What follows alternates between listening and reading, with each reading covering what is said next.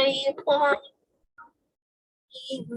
بسم الله الرحمن الرحيم. الحمد لله رب العالمين الرحمن الرحيم سبحان الله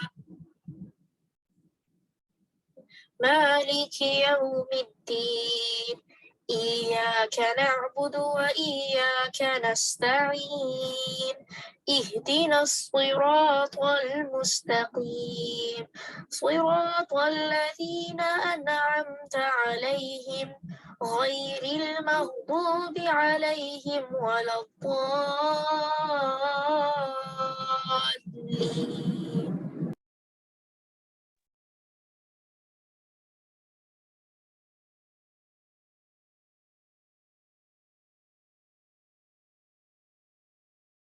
اعوذ باللہ من الشیطان الرجیم بسم اللہ الرحمن الرحیم السلام علیکم ورحمۃ اللہ وبرکاتہ۔ امید ہے آپ سب خیر و عافیت سے ہوں گے۔ اللہ سبحانہ و تعالی ہم سب کو عافیت میں، خیر میں، بھلائیوں میں رکھے اور ان اعمال کی توفیق دے دے جو اللہ سبحانہ و تعالی کو پسند آئے اور جس سے اللہ تعالی محبت کرے۔ انشاءاللہ دعا کرتے ہیں۔ نحمدہ و نصلی علی رسولہ الکریم، اما بعد فاعوذ باللہ من الشیطان الرجیم بسم اللہ الرحمن الرحیم۔ رب اشرح لی صدری ویسر لی امری واحلل عقدۃ من لسانی یفقهوا قولی ربنا زدنا علما اللهم فقهنا في الدين اللهم انا نسألك علما نافعا وعملا متقبلا ورزقا طيبا اللهم انفعنا بما علمتنا وعلمنا ما ينفعنا وزدنا علما اللهم وفقنا لما تحب وترضى اللہم صلی وسلم علی نبینا محمد وبارک وسلم آمین۔ مجھے امید ہے آنے سے پہلے آپ سب نے اپنی نیتوں کا جائزہ لیا ہوگا۔ اللہم اجعل عملی کلہ صالحا واجعلہ لوجہک خالصا ولا تجعل لأحد فیہ شیئا اللہم اصلح نیتنا وذریاتنا وزوجنا۔ انشاءاللہ ہم سب شہر رمضان کی بک کر رہے تھے، جو کہ انشاءاللہ آج جو پیج پڑھیں گے وہ پیج نمبر 6 ہے، اور ٹاپک ہے شہر رحمتی والبرکاتی، رحمت و برکت کا مہینہ۔ رمضان وہ مبارک مہینہ ہے جس پہ اللہ سبحانہ و تعالیٰ اپنے بندوں پر خصوصی رحمتیں اور برکتیں نازل فرماتا ہے، شیاطین کو قید کر کے اپنے بندوں کو نیکی کے کاموں میں رغبت دلاتا ہے تاکہ بھلائی کے کام کرنا ان کے لیے آسان ہو جائے۔ کتنی بڑی بات ہے نا کہ اللہ تعالیٰ مجھے اور آپ کو بھلائی کے کاموں کی توفیق دیتا ہے۔ اصل بات ہے کہ میں اور آپ اس کی حرص رکھنے والے ہوں۔ رسول اللہ صلی اللہ علیہ وسلم نے فرمایا اذا کان رمضان فتحت ابواب الرحمہ، جب رمضان کا مہینہ آتا ہے تو رحمت کے دروازے کھول دیے جاتے ہیں۔ ایک اور روایت میں آتا ہے رسول اللہ صلی اللہ علیہ وسلم نے فرمایا قد جاءکم رمضان الشہر مبارک افترض اللہ علیکم صیاما تفتح فیہ ابواب الجنہ وتغلق فیہ ابواب الجحیم وتغل فیہ شیاطین فیہ لیلۃ خیر من الف شہر من حرم خیرہا فقد حرم۔ تحقیق تمہارے پاس رمضان آیا ہے، یہ برکتوں والا مہینہ ہے۔ اللہ تعالیٰ نے اس کے روزے تم پر فرض کیے ہیں۔ اس میں جنت کے دروازے کھول دیے جاتے ہیں اور جہنم کے دروازے بند کر دیے جاتے ہیں اور شیاطین جکڑ دیے جاتے ہیں۔ اس میں ایک رات ہے جو 1000 مہینوں سے بہتر ہے۔ جو اس کی بھلائی سے محروم رہا تو تحقیق وہ محروم ہی رہا۔ اصل بات ہے، کیا بات سمجھ آتی ہے کہ میں اور آپ اگر اللہ کی رحمت اور برکت کو لینا چاہتے ہیں تو ان نیکی کے کاموں کی حرص رکھیں اور اللہ تعالیٰ سے اس مہینے میں توفیق مانگیں کہ اللہ تعالیٰ مجھے اور آپ کو ان کاموں کی توفیق دے جو اللہ کی رحمت اور برکت کو نازل کریں۔ اور اس کے لیے ضروری ہے کہ میں اور آپ اس خاص رات کا بھی اہتمام کریں جو کہ 1000 مہینوں سے بہتر ہے۔ جو کوئی اس رات کی خیر و برکت کو پالے گا تو وہ وہ ہر بھلائی کو پالے گا۔ تو کرنے کا کام کیا ہے؟ اللہ کی رحمت پانے کے لیے ہر اچھے کام، جیسے عبادات ہیں آپ کی، صدقہ و خیرات ہیں، دوسروں کی مدد ہے، سلام اور مسکراہٹ وغیرہ میں سبقت لے جانے کی کوشش کرنی ہے۔ پھر دوسرا کیا؟ اس دعا کو آپ نے خاص کر اپنی نمازوں کا صبح و شام پڑھنی ہے، اس کو زبانی یاد کرنا ہے۔ کیا دعا ہے؟ یا حیو یا قیوم برحمتک استغیث اصلح لی شأنی کلہ ولا تکلنی الی نفسی طرفۃ عین۔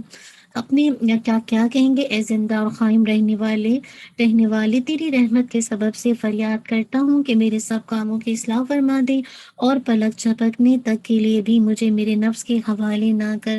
کتنی پاورفل دعا ہے نا! آپ اللہ تعالیٰ کے اسم اعظم کے ذریعے سے اپنے نفس کی اصلاح چاہتے ہیں، اور اپنے نفس کو چاہتے ہیں کہ اللہ تعالیٰ پلک جھپکنے کی دیر تک کے لیے بھی مجھے میرے نفس کے حوالے نہ کرنا، کیونکہ نفس انسان کا بدترین دشمن ہے۔ اگر اس کا تزکیہ نہ کیا جائے تو اللہ سبحانہ و تعالیٰ سے توفیق مانگیں گے ان اعمال کی جو اللہ کی رحمت اور برکت کو سمیٹے۔ آمین۔ انشاءاللہ موو آن ہو جاتے ہیں اپنے خلاصہ قرآن کی طرف۔ آج ہم انشاءاللہ جو جز کریں گے وہ جز نمبر انشاءاللہ 5 ہے۔ انشاءاللہ دیکھتے ہیں جز نمبر 5 میں ہمارے لیے کیا ہے۔ بسم اللہ الرحمن الرحیم۔ والمحصنات من النساء الا ما ملکت ایمانکم۔ چوتھے پارے کے آخر میں دیکھیے ان عورتوں کا ذکر تھا جن سے نکاح کرنا حرام ہے، اور 5واں پارے کے شروع میں اس بحث کو مکمل کرتے ہوئے فرمایا گیا کہ ان محرمات کے سوا دوسری عورتیں تمہارے لیے حلال ہیں، اس طرح سے کہ مال خرچ کر کے ان سے نکاح کر لو، بشرطے کہ نکاح سے مقصود عفت قائم رکھنا ہے، نہ کہ شہوت رانی۔ تو جن عورتوں سے تم فائدہ حاصل کرو تو کیا کرو؟ ان کا مہر مقرر کیا ہوا ادا کر دو۔ تو یہاں پر آپ دیکھیے کہ نکاح کی شرائط بتا دی کہ ایجاب و قبول ہوگا، نکاح مستقل ہوگا۔ مراد ہے کہ محض شہوت رانی کی غرض سے نکاح نہیں کیا جائے گا کہ اپنی جسے کہا جائے خواہش پوری کی جائے اور پھر اس کو جسے کہا جائے چھوڑ دیا، جس کو نکاح متعہ کہتے ہیں نا، کہ جیسے انسان وقتی طور پر پیپر میرج کرتا ہے اور پھر اپنی خواہش پوری کی اور پھر اس کو فارغ کر دیا۔ پھر یہ کہ حق مہر جو ہے نکاح کی شرائط میں سے ہے کہ اس کا ادا کرنا، اس کی ادائیگی، اللہ یہ کہ بیوی اپنی مرضی سے یہ مہر یا اس کا کچھ حصہ چھوڑ دے۔ اسی طرح مرد جو ہے مقررہ مہر سے زیادہ بھی دے سکتا ہے۔ پھر یہ کہ نکاح کا اعلان بھی کرنا ہے، اور پھر گواہ بھی چاہیے نا، ولی کی موجودگی میں عورت کا نکاح ہوتا ہے، نکاح کے کم سے کم 2 گواہ موجود ہوں۔ تو یہ ساری چیزیں جو ہے نکاح کی شرائط میں، اور اصل بات ہے کہ بتا دیا نکاح کا مقصد عفت حاصل کرنا ہے، پاک دامنی حاصل کرنا ہے، رشتوں کو قائم کرنا، نہ کہ صرف اپنی خواہش پوری کرنا ہے۔ آج کتنے لوگ ہیں جسے کہا جائے اپنی خواہش کے لیے نکاح کرتے ہیں نا، مراد ہے کہ آپ ویسٹرن اسٹائل میں دیکھیے آئے دن اتنی تیزی کے ساتھ جو جسے کہا جائے یہ جو ڈیورس کا ریشو ہے کہ ہر انسان کہیں رکنے کا نام نہیں لیتا۔ تو اصل بات ہے کہ جب نکاح کا مقصد فوت ہو جاتا ہے تو پھر اسی انداز سے لوگ نکاح کو مذاق بنا لیتے ہیں۔ خاص کر دیکھیں جن عورتوں سے تم فائدہ حاصل کرو، ان الفاظ سے بعض لوگ کہتے ہیں، بعض لوگ نکاح متعہ کے جواز پر استدلال کرتے ہیں، مگر یاد رکھیے یہ استدلال بالکل باطل ہے۔ اس آیت میں نکاح شرعی کا ذکر ہے، متعہ نکاح کا ذکر نہیں ہے۔ اور متعہ نکاح کیا ہے؟ متعین ٹائم پیریڈ کے لیے، ایک یعنی شارٹ ٹائم پیریڈ کے لیے نکاح کو کرنا، جیسے کہتے ہیں نا پیپر میرجز وغیرہ۔ اور اس میں شک نہیں کہ زمانۂ جاہلیت میں متعہ کا رواج تھا، کیونکہ اسلام کے احکامات آپ دیکھتے ہیں کہ بتدریج نازل ہوئے، اس لیے ابتدائی اسلام میں یہ رواج باقی رہا، لیکن بعد میں واضح طور پر اس کی حرمت کا اعلان کر دیا گیا۔ ابن ماجہ میں ہے کہ نبی صلی اللہ علیہ وسلم نے فرمایا، اے لوگوں، میں نے تمہیں متعہ کی اجازت دی تھی، لیکن اب اللہ تعالیٰ نے اسے قیامت تک کے لیے حرام کر دیا۔ اس کے علاوہ آپ دیکھیں گے پھر آگے یہ بات بتائی جا رہی ہے کہ اللہ تعالیٰ چاہتا ہے کہ تم سے تخفیف کر دے، کیونکہ انسان کیا خلق الانسان ضعیفا، انسان کمزور پیدا کیا گیا ہے، فطرتاً کمزور ہے، لہٰذا ان احکام میں انسان کے لیے سہولت کو مد نظر رکھا گیا ہے نا۔ مثلاً یہ کہ انسان اپنی شہوت پر کنٹرول تو نہیں کر سکتا، تو اسے 1 سے زیادہ 4 بیویوں تک نکاح کی اجازت دے دی گئی ہے، اور اس میں سہولتوں کو مد نظر رکھ کے اسے آسان بنا دیا گیا۔ جو تو جو بھی احکام شریعت ہیں ان میں اعتدال کو ملحوظ رکھا گیا ہے تاکہ معاشرے کے کمزور افراد کے لیے رخصتیں رکھ دی گئی ہیں۔ تو سبحان اللہ، دیکھیے اللہ تعالیٰ کو پتہ تھا نا کہ انسان فطرتاً کمزور ہے، اسی وجہ سے یہ سب رخصتیں رکھ دی گئیں۔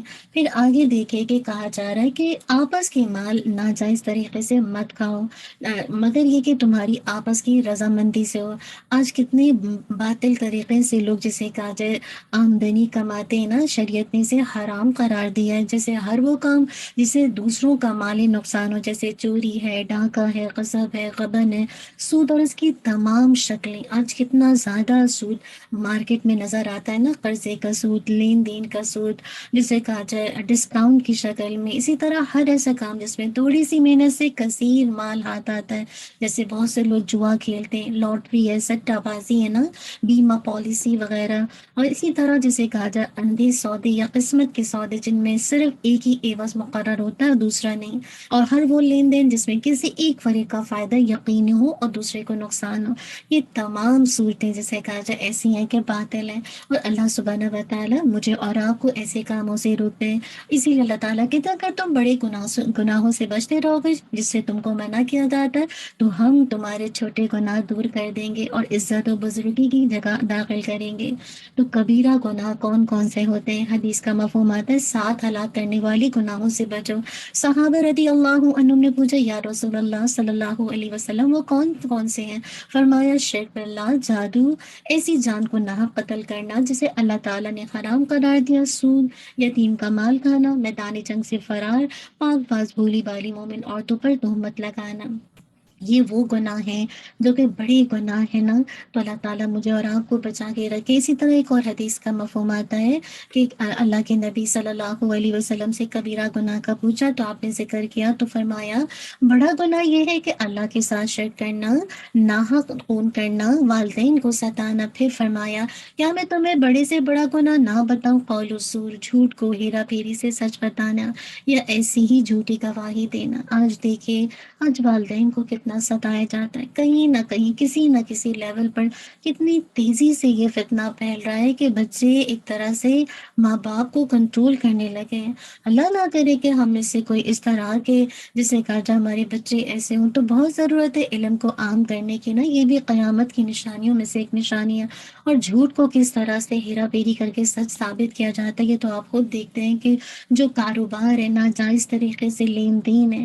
اللہ تعالیٰ مجھے اور آپ کو ان تمام طریقوں سے بچا کے رکھے۔ انشاءاللہ جب میں اور آپ بڑے بڑے گناہوں سے بچیں گے، امید ہے کہ اللہ سبحانہ و تعالیٰ الحمدللہ مجھے اور آپ کو، میرے اور آپ کے چھوٹے چھوٹے گناہ معاف کر دیں گے۔ پھر دیکھیے بہت سے لوگ کیا کرتے ہیں کہ حسد کرتے ہیں لوگوں سے نا، یعنی اللہ تعالیٰ کہہ رہے ہیں وَلَا تَتَمَنَّوْا مَا فَضَّلَ اللَّهُ بِهِ بَعْضَكُمْ عَلَىٰ بَعْضٍ، اور اس کی آرزو نہ کرو جس کے باعث اللہ تعالیٰ نے تم سے بعض کو بعض پر بزرگی دی ہے۔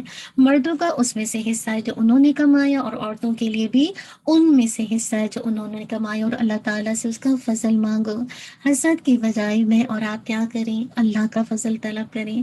دیکھیے دنیا میں اللہ تعالیٰ نے کسی کو کوئی خوبی دے رکھی ہے تو کسی کو دوسری، کوئی مالدار ہے تو کوئی غریب، کوئی حسین ہے تو کوئی عام شکل کا ہے، کوئی بہت زیادہ صحت مند ہے تو کوئی جسے کہا جائے بیمار، کوئی کمزور ہے اور کوئی جسے کہا جائے طاقتور ہے، کوئی الحمدللہ پورے اعضاء کے ساتھ پیدا ہوا ہے تو کوئی اندھا ہے پیدائشی یا گونگا ہے یا بہرا، کوئی بہت انٹیلیجنٹ ذہین ہے تو کوئی بہت کن ذہن ہے نا۔ تو ہر ایک کو اللہ تعالیٰ نے مختلف قوتیں دی، کوئی بہت ایکٹیو ہے اور کوئی انتہائی سست ہے، پیدائشی طور پر بہت ہی سست ڈھیلا ڈالا۔ تو یاد رکھیے اسی اختلاف ہی سے اس جہان کی جسے کہا جائے زندگی ہے، رنگینیاں قائم ہے، اس دنیا میں ایک دوسرے کے کام چلتے رہتے ہیں۔ اب اگر قدرتی اختلاف میں سے کسی بھی چیز کا اختلاف مٹانے کی کوشش کی جائے گی تو کیا ہوگا؟ وہ اختلاف تو نہیں دور ہو سکے گا، البتہ معاشرے میں بگاڑ ضرور پیدا ہو جائے گا۔ اسی لیے اگر اللہ نے کسی کو کوئی خوبی دی ہے تو اس کے لیے حسد و حوث اور بغض نہیں رکھنا چاہیے۔ کیوں؟ کیونکہ اس کے عوض اللہ تعالیٰ نے آپ کو بھی کوئی نہ کوئی خوبی ضرور دی ہوگی۔ البتہ اپنے لیے کیا کریں جب آپ کو کسی کی خوبی بہت اچھی لگے، بجائے کہ آپ حسد کا شکار ہو، اندر سے بغض کر بیٹھیں اور حوث رکھیں کہ اس کی یہ نعمت اس سے چھین جائے، آپ اللہ سے اس کا فضل مانگ لیجئے اور سچے دل سے دعا کریں۔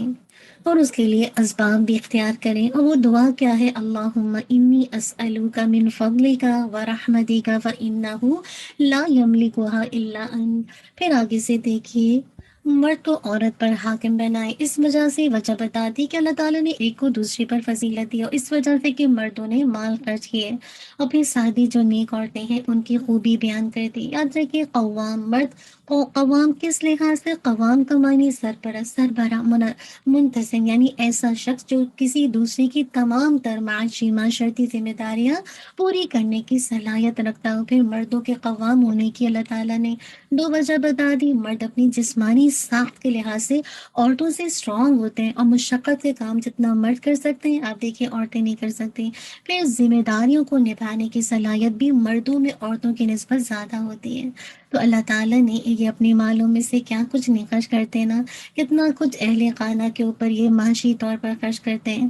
اور الحمدللہ میں اور آپ کیا کرتے ہیں، آسانی سے ان جسے کہتا جو وہ مال خرچ کرتے ہیں ہم اس کو انجوائے کرتے ہیں، مرادے کو اس کو استعمال کرتے ہیں نا. اللہ کے نبی صلی اللہ علیہ وسلم نے فرمایا، بہترین بیوی وہ ہے کہ جب تم اسے دیکھو تو تمہارا جی خوش ہو جائے، اور جب کسی بات کا حکم دو تو وہ تمہاری اطاعت کرے، اور جب تم گھر میں موجود نہ ہو تو وہ تمہارے پیچھے تمہاری مال کی اور اپنے نفس کی حفاظت کرے. تو اصل باتیں جو نیک بیویاں ہوتی ہیں نا، وہ اپنے شوہر کی جسے کہا جائے مردانیت کو، حاکمیت کو مانتی ہیں. آپ دیکھیں کہ گھر کے نظام کو درست رکھنے کے لیے پہلی ہدایت جو مجھے اور آپ کو دی گئی کہ میں اور آپ قوامیت، حاکمیت اور ذمہ دار ہونے کا درجہ مرد کو دے دیں، ان مرد کو مان جائے کہ اللہ تعالیٰ نے اس کو حاکم بنائے. کیوں؟ کیونکہ جس جماعت اور جس گھر کا کوئی سربراہ نہیں ہوتا نا، وہ منتشر ہو جاتا ہے، اس میں جسے کہا جائے وہ ایک طرح سے بکھر جاتا ہے. اسی لیے اس سربراہی کا یہ مطلب نہیں ہوتا کہ مرد کو آقا مان لیا جائے اور خدا نخواستہ عورت کو لونڈی کا درجہ دیا جائے، نہیں، بلکہ ان کا باہمی تعلق ایسا ہو جیسے ایک راعی ہے اور ایک اس کی رعیت ہے. تو دوسری ہدایت جو مجھے اور آپ کو دی گئی کہ اگر عورت جو ہے وہ اکڑ مزاج، نافرمان اور سرکش ہو تو اسے راہ راست پر لانے کے لیے کچھ تدبیریں کرنی ہوں گی. اور پہلی تدبیر کیا ہے؟ یہ کہ اسے سمجھایا جائے اور سرکشی کے برے نتائج سے خبردار کیا جائے. اگر وہ واضح نصیحت اس پر اثر نہ کرے تو دوسری تدبیر کیا ہے کہ اس کا بستر الگ کر دیا جائے اور اسے کنارہ کشی اختیار کر لی جائے. اگر پھر بھی وہ نہ سمجھے تو انتہائی اقدام کے طور پر اور واقعی سرکشی اور بے راہ روی کی صورت میں حد کے اندر رہتے ہوئے اس کی جسے کہا جائے پٹائی بھی لگائی جا سکتی ہے، یعنی ہلکی پھلکا اس کو مارا جا سکتا ہے.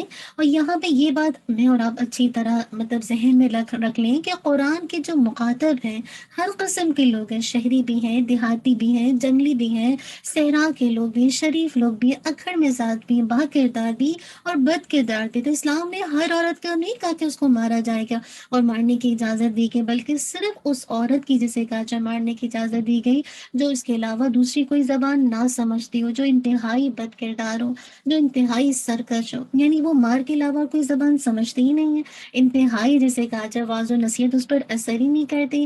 اور آپ دیکھیے بعض جو پسماندہ معاشرے میں ایسی عورتیں بھی ہوتی ہیں جو بغیر اللہ تعالیٰ معاف کرے، جو بغیر مارے ہوئے ان کو سیدھی راہ پر آتی بھی نہیں ہے، لیکن دیکھیے وہ ظالم مرد چھوٹی چھوٹی باتوں پر وحشیانہ انداز میں عورتوں کو مارتے ہیں.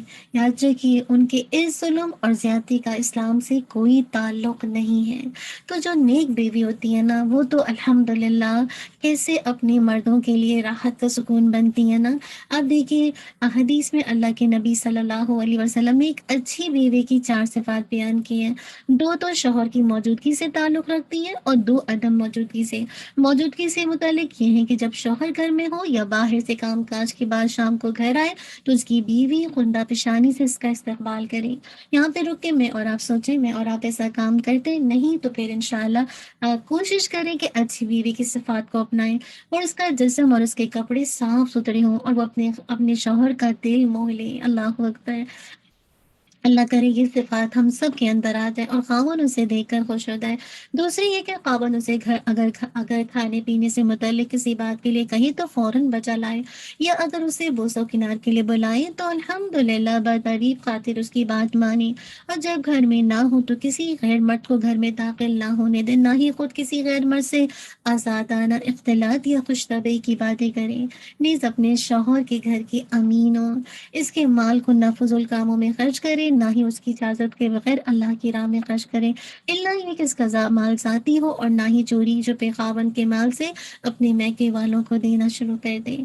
تو الحمدللہ بتا دیا گیا یہ وہ عورتیں ہیں جو الحمدللہ کیا ہیں، جو کہ بہت ہی اچھی عورتیں ہیں، نیک بیویاں ہیں۔ تو اپنے آپ کا جائزہ لیجیے ان باتوں کے اندر، اور دیکھیے کیا میں اور آپ نیک ہیں۔ اسی طرح اللہ کے نبی صلی اللہ علیہ وسلم نے فرمایا کہ کیا اگر عورت کا خاوند اس کے پاس موجود ہو تو وہ اس کی اجازت کے بغیر نفلی روزے نہ رکھے۔ اسی طرح جب مرد اپنی بیوی کو اپنے بستر پر بلائے اور وہ نہ آئے تو صبح تک فرشتے اس پر لعنت کرتے رہتے ہیں۔ لیکن ایسی عورتیں جو نشوز ہیں، یعنی بہت زیادہ ان کے اندر ہیجان ہے، وہ اپنے آپ کو بڑا، اور جسے کہا جائے اپنے شوہر کو چھوٹا سمجھتی ہیں، اور ان کی توہین کرتی ہیں، اور ان کی سربراہی کو ایکسیپٹ نہیں کرتی۔ تو ایسی عورتیں جو بدخلق ہوں، سرکشی پر اترتی ہوں، تو ان کے لیے یہ 4 کام بتا دی کہ کیا کیا کام کرنے ہوں گے، ان کو سمجھایا جائے، اور اگر پھر بھی نہیں واضح نصیحت سے مانتی تو بستر الگ کیا جائے، پھر بھی نہیں مانتی تو پھر ان کو ہلکا سا لگائی جائے، اور پھر آخر میں کہ دونوں کے گھر والے جسے کہا جائے بیٹھ کر کسی ایک کو منصب بنا کر اس انداز سے جسے کہا جائے معاملے کو طے کیا جائے۔ اللہ کے نبی صلی اللہ علیہ وسلم نے فرمایا تھا عورتوں کے متعلق نیک سلوک کی وصیت قبول کرو، وہ تمہارے پاس صرف تمہارے لیے مخصوص ہیں، اس کے سوا تم ان کے کچھ بھی مالک نہیں، بجز اس کے کہ وہ کھلی بے حیائی کریں۔ اگر وہ ایسا کریں تو تم انہیں بستروں میں علیحدہ کر سکتے ہو اور اس طرح مار سکتے ہو کہ انہیں چوٹ نہ آئے۔ اللہ اکبر، بتا دیا گیا ایسا نہیں مارنا کہ مار مار کے جسے کہا جائے ہلکان کر دیں، نہیں، ایسا مار سکتے ہیں کہ جس سے ان کو چوٹ نہ لگے نا، اور مقصد کیا ہے کہ ان کو ہوش دلانا تاکہ وہ اپنے گھر کو بچائیں۔ پھر آگے دیکھیے کہ آگے سے بتایا جا رہا ہے کہ اللہ تعالیٰ کی عبادت کرو، اس کے ساتھ کسی کو شریک نہ کرو، اور ماں والدین کے ساتھ حسن سلوک کرو، یعنی احسان کا سلوک کرو، اور رشتہ داروں، یتیموں اور مسکینوں سے، قرابت داروں، ہمسایوں، اجنبی ہمسائیں اور پہلو کے ساتھی اور راہ کے مسافر، اور ان سے جن کے مالک تمہاری دائیں ہاتھ ہیں، غلیم، غلام، کنیز۔ یقیناً اللہ تعالیٰ تکبر کرنے والے شیخی خوروں کو پسند نہیں کرتا۔ آج آپ دیکھیے کہ معاشرے میں جیسے کہا جائے کہ غلاموں کے ساتھ کیا سلوک کیا جاتا ہے نا۔ سیدنا ابو مسعود رضی اللہ عنہ کہتے ہیں کہ میں اپنے غلام کو کوڑے سے مار رہا تھا، اتنے میں پیچھے سے آواز آئی، ابو مسعود جان لو۔ میں غصے کی وجہ سے آواز نہ پہچان سکا، جب کہنے والا قریب آیا تو وہ رسول اللہ صلی اللہ علیہ وسلم تھے، اور یوں کہہ رہے تھے، ابو مسعود جان لو، ابو مسعود جان لو، آپ کی ہیبت کی وجہ سے کوڑا میرے ہاتھ سے گر گیا۔ پھر آپ صلی اللہ علیہ وسلم نے فرمایا، ابو مسعود خوب سمجھ لو کہ جتنی قدرت تمہیں اس غلام پر ہے، اس سے زیادہ قدرت اللہ کو تم پر ہے۔ چنانچہ میں نے کہا کہ آج کے بعد کبھی غلام کو نہ ماروں گا۔ اللہ اکبر۔ اور ایک اور روایت میں ہے کہ اللہ کے نبی نے فرمایا، یہ غلام اللہ کے قادر آزاد ہے۔ آپ نے فرمایا کہ تم ایسا نہ کرتے تو جہنم کی آگ تجھے جھلس دیتی۔ تو آج ہمارے معاشرے میں دیکھیں غلاموں کے ساتھ کیا کیا جاتا ہے، کنیزوں کے ساتھ۔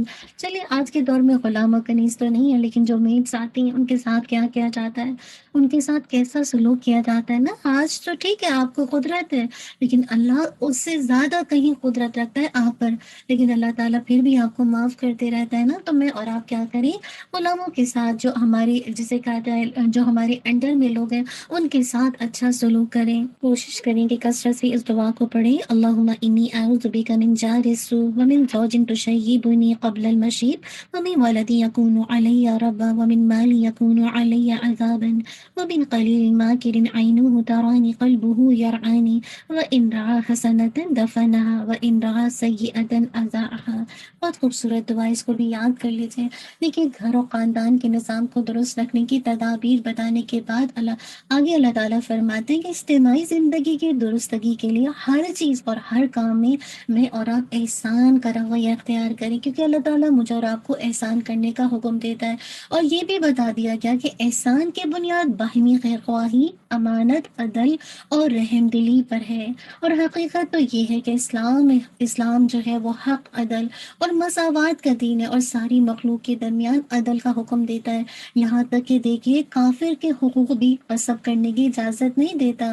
عثمان بن طلحہ کا مشہور واقعہ تھا، آپ کو یاد ہوگا نا، کہ جو کہ کعبے کے ٹیک کیئر کرتے تھے، ان سے فتح مکہ کے موقع پر چابی لی گئی۔ بعض مسلمانوں نے ٹیک کیئر ہونے کا شرف حاصل کرنے کی تمنا حاصل کی کہ وہ اس کی رکھوالی کریں گے، مگر اللہ تعالیٰ نے انہیں جسے کہا جائے دوبارہ سے مطلب وہی اس واپس کرنے کا حکم دیا، مراد ہے کہ وہی اس کی ٹیک کیئر کریں گے۔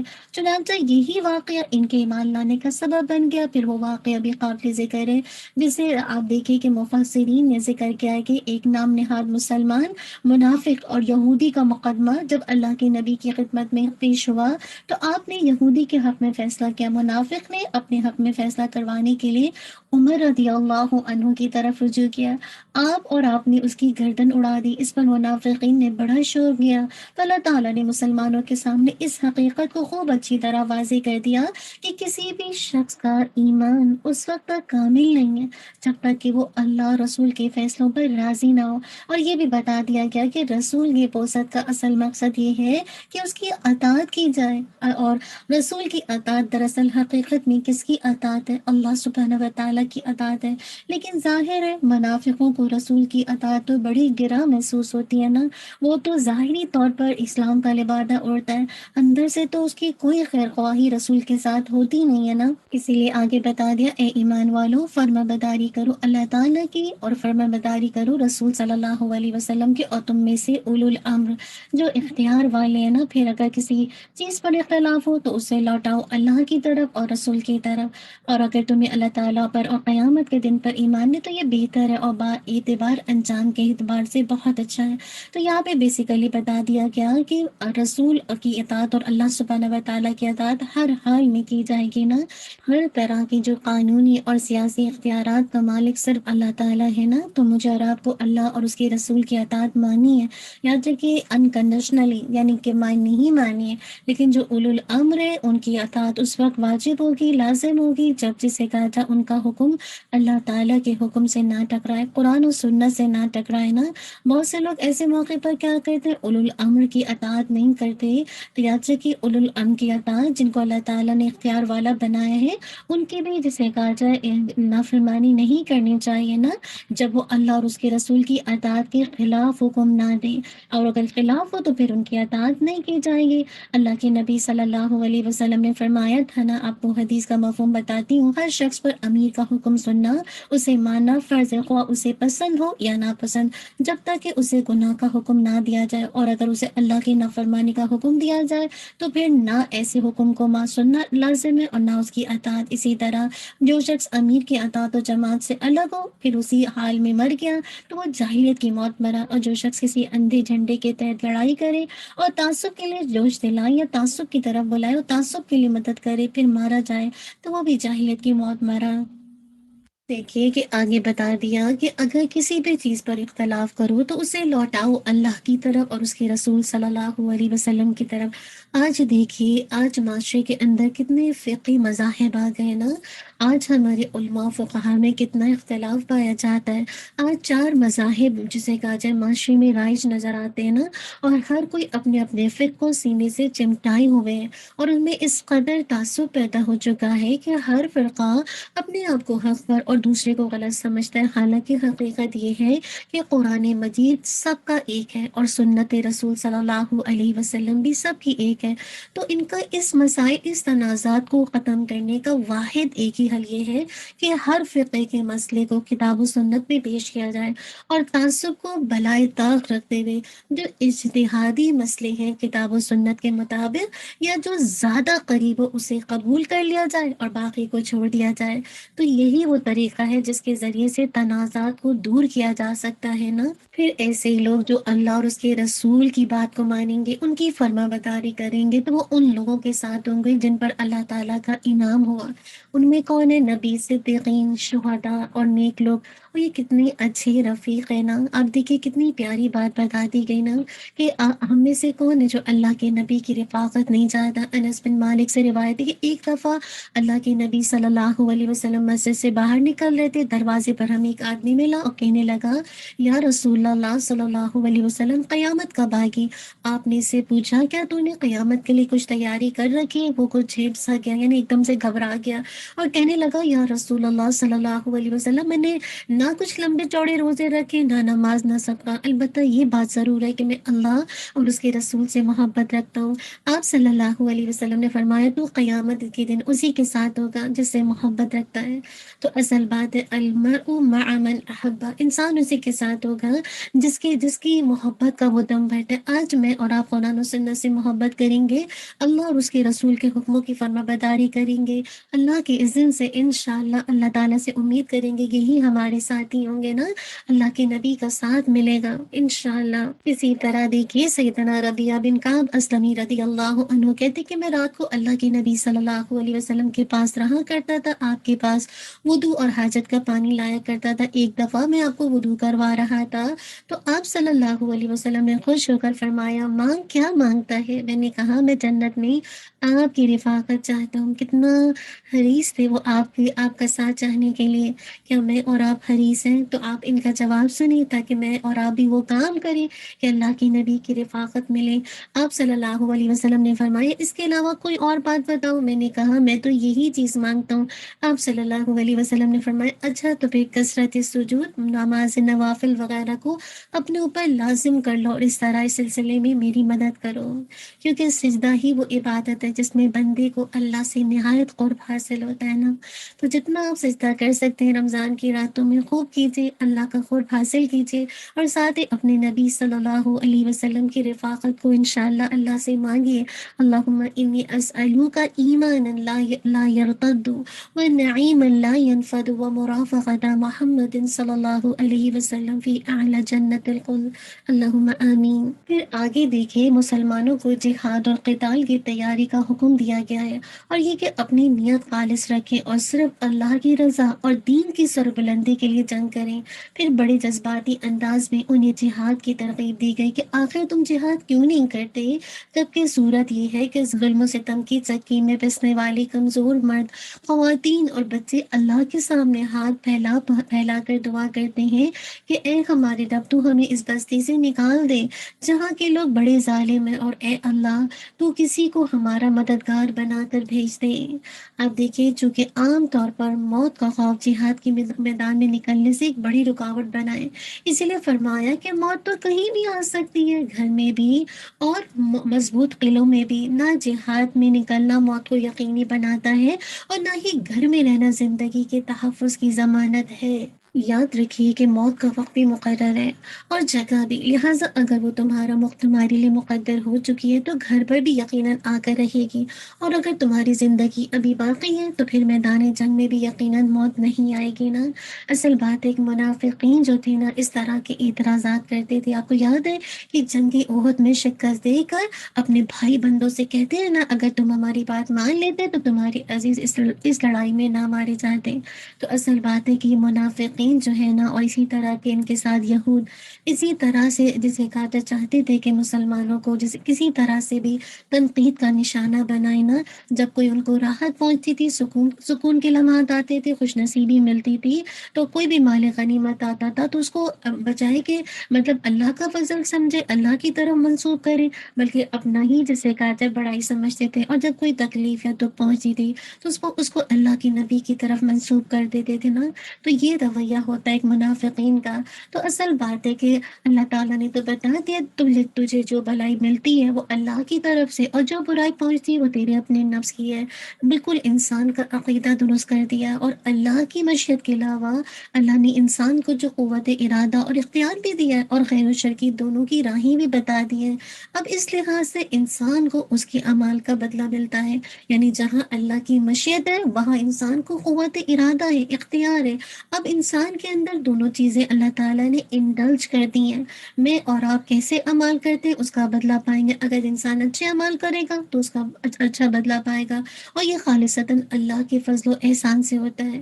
آپ یہ دیکھیے کہ آج میں اور آپ جو نیکیاں کرتے ہیں یہ اللہ کی دی ہوئی توفیق ہے نا۔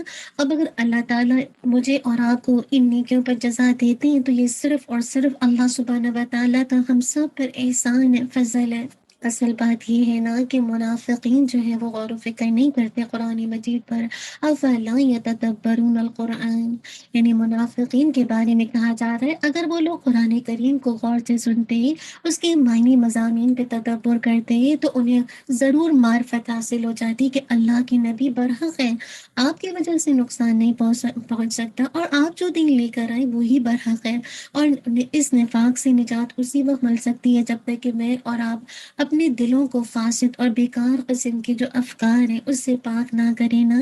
اسی لیے فرمائی یہ قرآن برحق ہے اور اللہ کا کلام ہے، اور اگر غیر اللہ کا کلام ہوتا تو اس میں اختلاف و اضطراب اور تعارض خاص پایا جاتا نا، لیکن اس میں ایسی کوئی بات نہیں ہے. سینکڑوں غیبی امور سے متعلق اس کے اندر ڈیٹیل بتائی گئی ہے نا.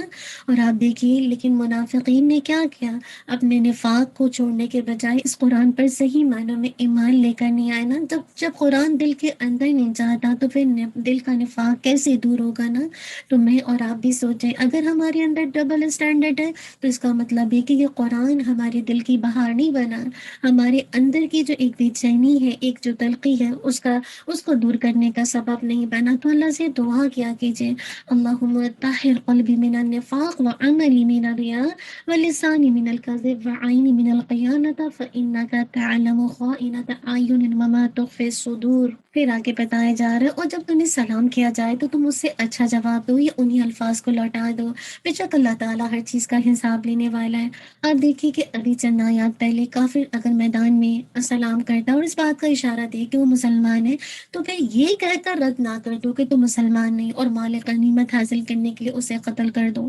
ایسا کبھی نہیں کرنا. اگر کوئی کافر ہے اور اپنے اسلام کا اظہار کرتا ہے تو ایسے موقع پر اس کو قتل نہیں کیا جائے گا. اسی لیے آگے سے مسلمانوں کو یہ حکم دیا گیا اگر کوئی تمہیں السلام علیکم کہے تو اس کے جواب میں وعلیکم السلام ورحمۃ اللہ یا وعلیکم السلام ورحمۃ اللہ وبرکاتہ. تو اب حسن بصری سے مروی ہے کہ وہ کافر کے سلام کا جواب میں وعلیکم السلام کے ذریعے دیتے اور رحمت اللہ کا اضافہ نہیں کرتے. حدیث کا مفہوم آتا ہے کہ اہل کتاب تمہیں سلام کرے تو وعلیکم کہو. البتہ ایک دوسری حدیث میں ہے کہ اللہ کے نبی صلی اللہ علیہ وسلم ایک مجلس کے پاس سے گزرے جس میں مسلمان، یہود اور بت پرست سبھی تھے اور آپ نے انہیں سلام کیا. تو اصل بات ہے کہ سلام کرنا محبتوں کو رائج دیتا ہے نا، اور بہت زیادہ اس کے بارے میں روایات آتی ہیں نا. انشاءاللہ اس رمضان میں آپ خوب سلام کا رواج کریں گے تاکہ آپ مکمل نیکیاں اللہ تعالیٰ کی رحمت سے حاصل کر سکیں. پھر آگے دیکھیں کہ جہاد و قتال کی ترغیب کے بعد مسلمانوں کو منافقین کی تدبیروں اور سازشوں سے چوکنا رہنے کا حکم دیا گیا. یہ وہ سنگ دل گروہ ہے جس نے اسلام کا لبادہ اوڑھ کر ہمیشہ اسلام کو، مسلمانوں کو نقصان پہنچایا. مدینہ دیکھیے پہلی اسلامی ریاست قائم ہوئی اور اس کے خلاف جو سازشوں کا تانا بانا بننے میں بھی یہی گروہ پیش تھا. آپ دیکھیے کہ مسلمان جو تھے ان کے بارے میں ایک طرح سے کنفیوز تھے کہ ان کو کیا کہا جائے. تو سورہ نساء کا وہ حصہ نازل ہو گیا کہ جس میں ان کے ذلت آمیز حرکتوں، ان کے خفیہ منصوبہ بندی اور ان کے بغض و حسد پر مبنی کارروائیوں کا پول کھول دیا گیا اور ان کے بارے میں واضح فیصلہ سنا دیا گیا کہ ان کا اسلام اور مسلمانوں سے کوئی تعلق نہیں تاکہ اہل ایمان اور اہل نفاق کے درمیان ایک حد فاصل قائم ہو جائے اور مسلمان منافقوں کے بارے میں ایک آواز ہو جائے. یعنی مراد ہے کہ ایک ہی طرح سے یک آواز ہو جائے نا، اور ان کے درمیان کوئی مسلمانوں کے درمیان اختلاف باقی نہ رہے. اسی لیے اللہ تعالیٰ کا ارشاد ہے تمہیں کیا ہو گیا ہے کہ تم منافقوں کے بارے میں دو گروہ ہو رہے ہو، اور اللہ نے ان کو ان کی حرکتوں کی وجہ سے الٹا دیا. دیکھیے اللہ تعالیٰ نے ان کو ان کی حرکتوں کی وجہ سے الٹ دیا ہے نا. یعنی اے مسلمانوں، تو منافقوں کے بارے میں دو گروہوں میں کیوں تقسیم ہو گئے؟ ایک گروہ کہتا ہے کہ انہیں قتل کرنا چاہیے کیونکہ وہ ہمارے دشمن ہے. دوسرا وہ گروہ ہے وہ کہتا ہے کہ ان کے بارے میں نرم پہلو اختیار کرنا چاہیے کیونکہ وہ ہمارے دینی بھائی ہیں. جبکہ اللہ تعالیٰ نے انہیں ان کے نفاق اور معصیت کی وجہ سے کفر کی طرف واپس لوٹا دیا ہے. اس کے بعد ان کی حقیقت سے پردہ چاک کرتے فرمایا وہ منافق یہ چاہتے ہیں کہ جیسے وہ خود کافر ہے تم بھی کافر بن جاؤ، پھر تم دونوں برابر ہو جاؤ. بس ان میں سے کسی کو دوست نہ بناؤ جب تک کہ وہ اللہ کی راہ میں ہجرت نہ کرے. پس اگر وہ اعراض کرے تو انہیں پکڑو اور جہاں بھی پاؤ انہیں قتل کرو، اور کسی کو رفیق اور مددگار نہ ٹھہراؤ. اب آگے سے دیکھیے قتل جو قطع ہوتا ہے اور قتل عمد اس کے بارے میں احکامات آ رہے ہیں کہ جیسے کسی کو جان کے قتل نہیں کیا مگر غلطی سے قتل ہو جائے، جیسے تیر یا پتھر مارا تو شکار کو تھا لیکن وہ کسی مسلمان کو لگ گیا وہ مر گیا۔ دوسرا یہ کہ آپ جسے کہا جائے مطلب آپ نے کسی چیز کا مطلب آپ کا گمان نہیں تھا کہ آپ اس کو مارنے والے ہیں نا، یعنی آپ اس کو ہرگز جان سے نہیں مارنا چاہتے تھے لیکن آپ اس کو کچھ لگاتے ہیں ہلکا سا لیکن وہ مر جاتا ہے نا۔ اسی طرح کسی ہنگامے میں بعض اوقات ہوتا ہے کسی مسلمان کو کافر سمجھ کر مار ڈالنا، جیسے آپ دیکھیں جنگ احد میں شکست کے بعد مسلمان اتنی بدحواسی کے عالم میں تھے کہ انہوں نے حذیفہ بن یمان رضی اللہ عنہ کے والد سیدنا یمان رضی اللہ عنہ کو کافر سمجھ کر مار ڈالا نا۔ اور حذیفہ رضی اللہ عنہ یہ کہتے رہے یہ تو میرے والد ہیں، مگر اتنی افراتفری کے عالم میں کسی نے حذیفہ رضی اللہ عنہ کی آواز کو سنا ہی نہیں۔ اور چوتھا آج کل دیکھیے آج کل بہت عام ہے کہ ٹریفک کے حادثے میں کسی کے گاڑی کے نیچے آ کر اس کی گاڑی کے نیچے آ کر کسی کا جسے کہا جائے انتقال ہو جائے، تو یہ سب کیا ہے؟ قتل خطا ہے، جان کے نہیں، کیا غلطی ہو گئی نا تو ایسے موقع پر اس کا کفارہ دینا ہوگا۔ پھر آگے دیکھیے اگر جان کے قتل کیا تو اس کی سزا بتائی گئی اور اس کے لیے انتہائی سخت لہجہ اختیار کیا گیا، فرمایا گیا جو کوئی مومن کو جان بوجھ کر قتل کرے اس کی سزا جہنم ہے جس میں وہ ہمیشہ رہے گا۔ اس پر اللہ کا غضب ہوا اور اس پر لعنت کی اور اس کے لیے اللہ نے بڑا عذاب تیار کر رکھا ہے۔ آج آپ دیکھیے ٹارگٹ کلنگ کیا جاتا ہے نا، جان کے قتل کیا جاتا ہے، تو دیکھیے جب یہ آیات اتنی کھول کھول کے معاشرے میں لائی جاتی ہیں تو کوئی قتل کرتا اور ہمیشہ کی جہنم کے لیے اپنے آپ کو پیش کرتا؟ کبھی نہیں نا۔ تو اس آیت سے بظاہر یہ بات ثابت ہوتی ہے کہ مومن کو قتل کرنے والا اگرچہ مسلمان ہی کیوں نہ وہ دائمی عذاب کا مستحق ہے، لیکن آپ دیکھیے دائمی جو عذاب کا مستحق صرف وہ شخص ہوگا جو مسلمان کے قتل کو حلال سمجھے گا۔ کیوں؟ کیونکہ ایسا سمجھنے والا کافر ہو جاتا ہے اور کافر کے لیے ہمیشہ کا عذاب ہے۔ قتل عمد کی سزا بیان کرنے کے بعد دوبارہ جہاد کی اہمیت اور مجاہدین کی فضیلت بیان کی گئی اور واضح طور پر بتایا گیا کہ اللہ کی راہ میں جہاد کرنے والے اور ہاتھ پر ہاتھ رکھ کر بیٹھ کرنے والے برابر نہیں ہو سکتے۔ یہ جو بار بار جہاد کی طرف توجہ دلائی جا رہی ہے، متوجہ کیا جا رہا ہے، تو اس کی وجہ یہ ہے کہ جہاد جو ہے امت اسلامیہ کی عزت اور سعادت کا راستہ ہے۔ اگر امت جہاد سے کنارہ کشی کر لے گی تو اس سے ذلت اور رسوائی سے کوئی نہیں بچا سکتا۔ جہاد کے ساتھ ساتھ ہجرت کا بھی ذکر آیا ہے کیونکہ ہجرت بھی جہاد کی مختلف قسموں میں سے ایک قسم ہے نا۔ تو اسی لیے بتایا جو شخص قدرت کے باوجود دارالکفر سے دارالاسلام کی طرف ہجرت نہیں کرے گا اور اسی حالت میں اسے موت آ جائے گی تو اس کا ٹھکانہ جہنم ہے۔ بعض روایات میں آتے ہیں کہ جب آیات ہجرت نازل ہوئی تو حمزہ بن قیس رضی اللہ عنہ جو کہ سخت علیل تھے وہ پریشان ہو گئے، چلنے پھرنے کے قابل تو تھے نہیں۔ اپنے بیٹوں سے کہا مجھے چارپائی پر ڈال کر مدینہ لے چلو، میں مکہ میں ایک رات بھی نہیں گزاروں گا۔ انہیں چارپائی پر ڈال کر مدینہ لے جانے لگے لیکن مکے سے نکلتے ہی ان کا انتقال ہو گیا۔ اس پر اللہ تعالیٰ نے فرمایا اور جو شخص اللہ اور اس کے رسول کی طرف ہجرت کر کے گھر سے نکل جائے پھر اس کو موت آ پکڑے تو اس کا ثواب اللہ کے ذمہ ہو چکا اور اللہ بخشنے والا مہربان ہے۔ چونکہ ہجرت و جہاد میں خوف و خطر کا سامنا بھی ہوتا ہے، اسی لیے آگے بتا دیا صلاۃ الخوف اور صلاۃ المسافر کا ذکر ہے۔ کیا بات پتہ چلی کہ اس خوف کی حالت میں بھی انسان نماز نہیں چھوڑ سکتا۔ وہ لوگ جو بلا وجہ میں بغیر کسی عذر کے نماز چھوڑتے ہیں تو آپ سوچئے کیا انجام ہوگا نا۔ اور آپ دیکھیے کہ صلاۃ الخوف جو ہے یا جسے آپ کہتے ہیں کہ صلاۃ جو آپ خوف کے علاوہ بھی اگر آپ سفر میں ہیں صلاۃ المسافر کہہ لیجیے تو اس میں بھی سب نمازوں کو کیا کرتے ہیں؟ قصر کرتے ہیں نا۔ ابن عباس رضی اللہ عنہما کہتے ہیں اللہ نے تمہاری نبی کی زبان سے حضر میں 4 اور سفر میں 2 اور خوف میں 1 رکعت نماز جو ہے فرض کی ہے۔ تو بتا دیا گیا کہ اس انداز سے نماز ادا کی جائے گی۔ پھر آگے اس مشہور واقعے کی طرف اشارہ ہے جس کے مطابق ایک شخص نے چوری کرنے کے بعد کیا کیا؟ ایک یہودی پر بہتان لگا دیا۔ اس نے اور اس کے اقرباء نے اپنی چکنی چپڑی باتوں سے اللہ کے نبی صلی اللہ علیہ وسلم کو بڑا متاثر کر لیا۔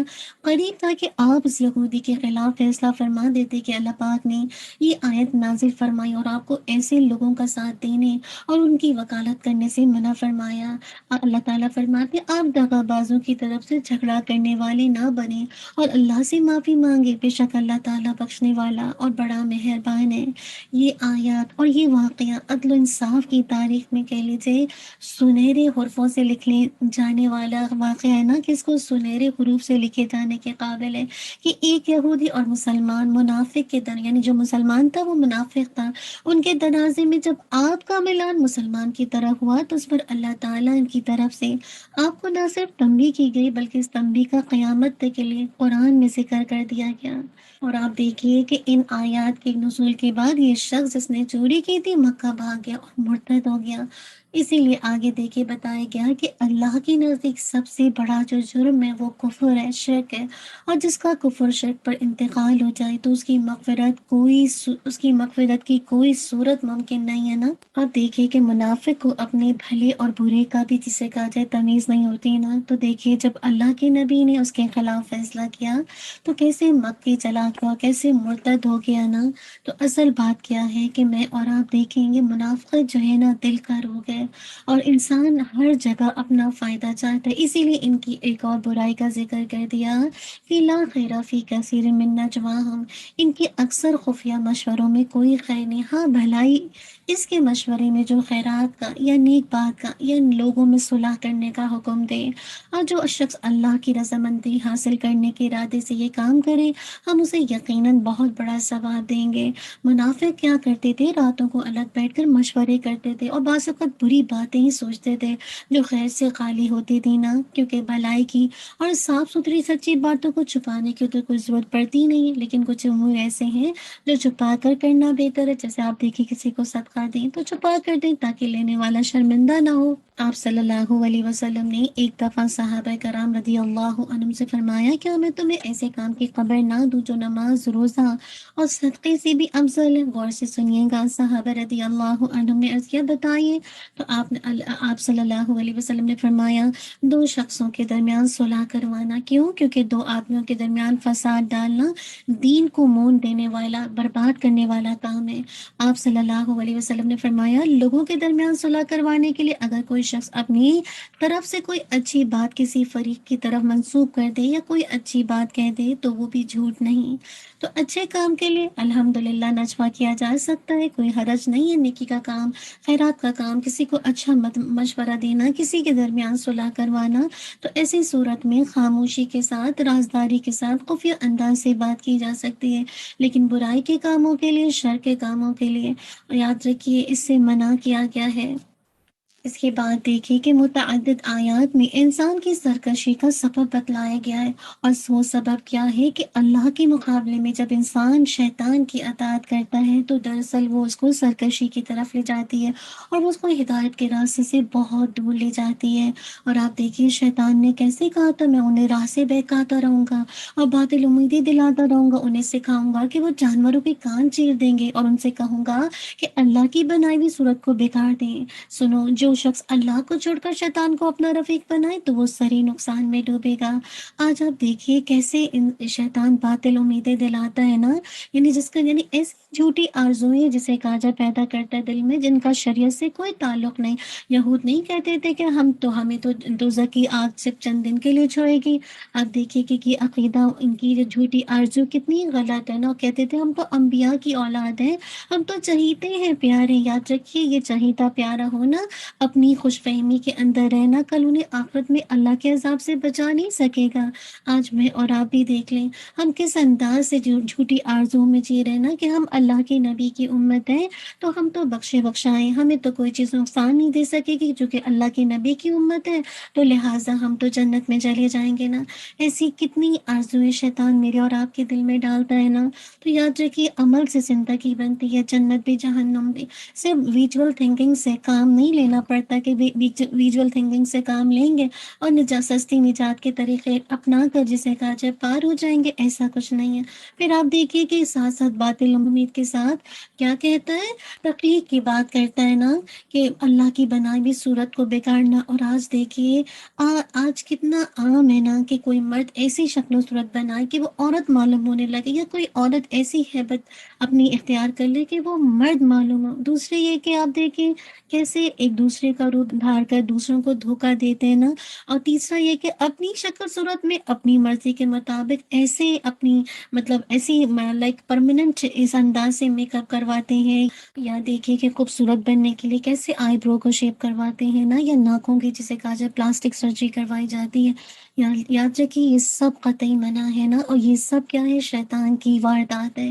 کیسے انسان کو چاہتا ہے کہ وہ اللہ کی تخلیق کو چینج کرے، جو اللہ نے اس کو بنایا اس سے بہتر صورت جو وہ چاہتا ہے وہ انسان بنائے۔ پھر آپ دیکھیے کس طرح سے آج بالکل ایک چینج ہو گیا ہے مزاج کے، اللہ تعالیٰ نے جس کو جس کام کے لیے پیدا کیا وہ کام چھوڑ کے بلکہ دوسرا کام کر رہا ہے نا۔ آج آپ دیکھیے کتنی عورتیں ہیں جو باہر جاب کر رہی ہیں نا، حالانکہ یہ ذمہ داری اللہ نے مردوں کو دی تھی، لیکن اب وہی بات ہے کہ جب انسان اپنی فطرت کو چینج کر دے تو پھر ایسے موقع پر آپ دیکھیے کہ کیسے انسان شیطان کو خوش کرتا ہے نا۔ تو میں اور آپ کیا کریں، ان سب پٹیوں سے باہر آتے۔ یہ شیطان جو ہے انسان کے دل میں پٹیاں پڑھاتا ہے نا، اور ہر زمانے میں اس کی صورتیں بدلتی رہتی ہیں۔ بس دعا کریں کہ جو ہم میں سے ہر کوئی ان چیزوں کو چھوڑے، اور جو شخص اللہ کو چھوڑ کر شیطان کو رفیق بنائے گا تو پھر یقین کریے وہ اس کو لے ڈوبے گا، اس کو نقصان کی طرف لے کر چلا جائے گا۔ اب آگے سے دیکھیے ابو الانبیاء ابراہیم علیہ السلام خلیل اللہ کا تذکرہ، اور یہ ہدایت اسی کو ملے گی جو ان کے راستے کی اتباع کرے گا۔ آپ دیکھیے با اعتبار دین کے اس سے اچھا کون ہے جو اپنے آپ کو اللہ کے تابع کر دے، وہ بھی نیکوکار ہو، سادی یکسوئی والے ابراہیم علیہ السلام کی دین کی پیروی کر رہا ہو۔ اور ابراہیم علیہ السلام کو اللہ تعالیٰ نے اپنا دوست بنایا۔ کیا بات پتہ چلی؟ اس آدمی کے دین سے بہتر کس کا دین ہو سکتا ہے جس نے اپنی جبین کو اللہ کے سامنے جھکا دی، اس کے سوا کسی کو اپنا رب نہیں مانا، اور اپنی زندگی میں عمل صالح کرتا رہا اور اس ابراہیم علیہ السلام کی ملت کی اتباع کرتا رہا، جس نے شرک سے پورے طور پر بیزاری ہو کر حق پرستی کو اپنی زندگی کا شعار بنا لیا۔ تو یہاں پہ دیکھا جائے تو یہاں پہ جو بات کی جا رہی ہے کہ اسلام کی جو فضیلت ہے دو باتوں کے ذریعے، پہلی بات یہ کہ اسلام کی بنیاد عقائد یعنی اعتقاد اور عمل، دو چیزوں پر ہے۔ اسلام کیا چاہتا ہے؟ آدمی سے مطالبہ کرتا ہے کہ وہ اللہ کو اپنا رب سمجھے اور اس کے لیے کمال عبودیت اور خشوع و خضوع کا اظہار کرے، اور پھر ساتھ ساتھ کیا کرے، ایمان کے ساتھ اپنی زندگی میں عمل صالح کرتا رہے۔ تو انشاءاللہ جب یہ دو کام کرے گا تو اللہ کی رحمت سے صحیح دین کو فالو کرنے والا ہوگا۔ آپ آگے دیکھیے کہ جو سورہ النساء ہے اس میں 2 بار عورتوں کا تذکرہ ہے، جس میں ان پر ظلم کرنے اور ان کے حقوق وصف کرنے سے منع کیا گیا، اور یہ کہ اگر میاں بیوی کے درمیان اختلاف ہو جائے تو انہیں آپس میں صلح کر لینی چاہیے، کیونکہ صلح ہی سب سے اچھا راستہ ہے۔ دیکھیے یہاں پہ اگین دوبارہ بتایا جا رہا ہے کہ اگر بیوی اپنے شوہر کی طرف سے بے رخی کا اندازہ لگا رہی ہے، مثال کے طور پر اس کے ساتھ ایک بستر پہ سونا چھوڑ دے، یا اس کے اخراجات میں وہ کمی کر دے، یا اس کے ساتھ بیٹھنا بات چیت کرنا بند کر دے، تو دونوں کے لیے مناسب یہ ہے کہ آپس میں بیٹھ کر صلح کر لیں اور اس بات پر اتفاق کر لیں کہ شوہر اس کا حق ادا کرے جیسا کہ اسلام کا تقاضا ہے۔ اور اگر ایسا ممکن نظر نہ آئے تو کیا کرے، بیوی چاہتی ہو کہ ازدواجی زندگی قائم رہے تو مہر یا اخراجات کا کچھ حصہ چھوڑ دے، یا شوہر کو کچھ اور مال دے دے، یا اگر اس کے پاس کوئی دوسری بیوی ہے جس سے وہ زیادہ چاہتا ہے تو اپنی باری کے کچھ ایام اس کو دے دے اور شوہر اسے طلاق نہ دے۔ اور اگر یہ دونوں ہی صورت ممکن نہ ہو تو پھر شوہر طلاق دے دے، لیکن صلح ہی بہتر ہے، صلح ہر حال میں بہتر ہے۔ آگے پھر یہ بتا دیا کہ اے لوگوں، تم ہزار کوشش کے باوجود اپنی بیویوں کے درمیان پوری طرح مساوات نہیں کر سکتے، تو کہیں کہیں ایسا نہیں کرنا کہ اللہ تعالیٰ نے نصیحت کی کہ اگر کسی ایک بیوی کی طرف تمہارا ملان ہو تو اس میں تمہیں حد سے تجاوز نہیں کرنا چاہیے کہ دوسری کو آسمان و زمین کے درمیان لٹکی ہوئی چھوڑ دو۔ اللہ کے نبی صلی اللہ علیہ وسلم جسے کہا جائے اپنی بیویوں کے درمیان باری کی تقسیم میں پورا انصاف برتتے، پھر کہتے اے اللہ، جس چیز کا مالک میں ہوں اس میں نے تقسیم کر دیا، اور جس کا مالک تو ہے میں نہیں، یعنی دل اس کے جھکاؤ کے بارے میں مجھے ملامت نہ کرنا۔ اسی لیے کہا جا رہا ہے کہ کیا کرو، اگر تم کسی ایک کی طرف ملان کرو گے تو ایک کی طرف مائل ہوگے تو دوسری کو تم ایسا نہ ہو کہ اس کو لٹکتی ہوئی چھوڑ دو۔ اللہ کے نبی صلی اللہ علیہ وسلم نے فرمایا کہ جس کی 2 بیویاں اور وہ ایک طرف پوری طور پر جھک جائے تو قیامت کے دن اس کا ایک دھڑ گرا ہوا ہوگا۔ اور اس کے بعد اللہ تعالیٰ نے فرمایا اگر تم لوگ اپنی امور کی اصلاح کر لو، یعنی باری کی تقسیم میں عدل سے کام لو اور ہر حال میں اللہ سے ڈرتے رہو، تو اللہ تعالیٰ بڑا معاف کرنے والا، نہایت رحم کرنے والا ہے۔ پھر آگے مسلمانوں کو یہ جسے کہا جائے تاکید کیا جا رہا ہے کہ اے ایمان والو، عدل و انصاف پر مضبوطی سے جم جانے والے اور خوشنودی مولا کے لیے سچی گواہی دینے والے بن جاؤ۔ اللہ تعالیٰ نے اہل ایمان کو حکم دیا کہ وہ دنیا میں انصاف پرور بن کر رہیں۔ اگر ان کے پاس کوئی گواہی ہے تو اسے اللہ کی رضا کے لیے عطا کریں، چاہے اس کی ضرب خود انہی پر کیوں نہ آتی ہو، یا وہ گواہی ان کے والدین اور دیگر قریبی رشتہ داروں کے خلاف ہی کیوں نہ پڑتی ہو، اور چاہے جس کے خلاف گواہی دی جا رہی وہ کوئی مالدار آدمی کیوں نہ ہو۔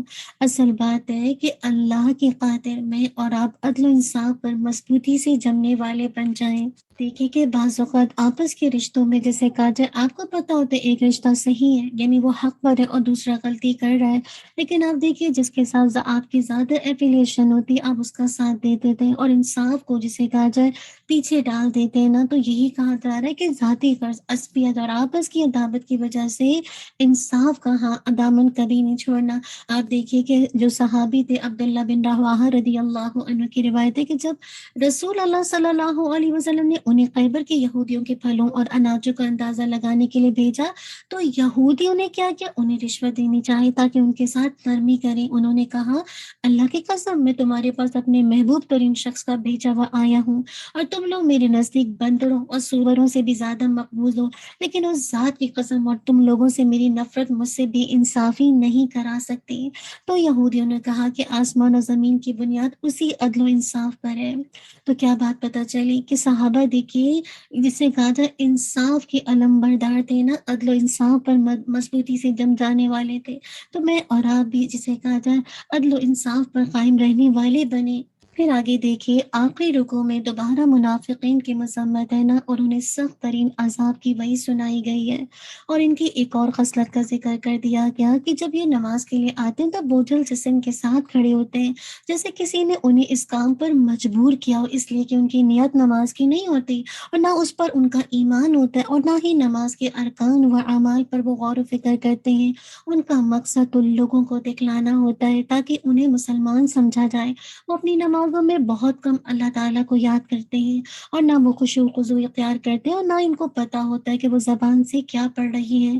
یہاں پہ رک کر میں اور آپ اپنی نمازوں کا جائزہ لیں۔ اللہ کے نبی صلی اللہ علیہ وسلم نے فرمایا تھا منافقین پر سب سے بھاری نماز عشاء و فجر کی ہے، اور اسی طرح اللہ کے نبی صلی اللہ علیہ وسلم نے فرمایا کہ وہ منافقین کی نماز ہے، وہ منافقین کی نماز ہے کہ آدمی بیٹھا رہے اور جب آفتاب سرد ہو جائے اور شیطان کی دو سینگوں کے درمیان پہنچ جائے تو اٹھے اور 4 ٹھوکر مارے، یعنی 4 ٹھوکری مار لے اور ان میں اللہ کو بہت کم یاد کرے۔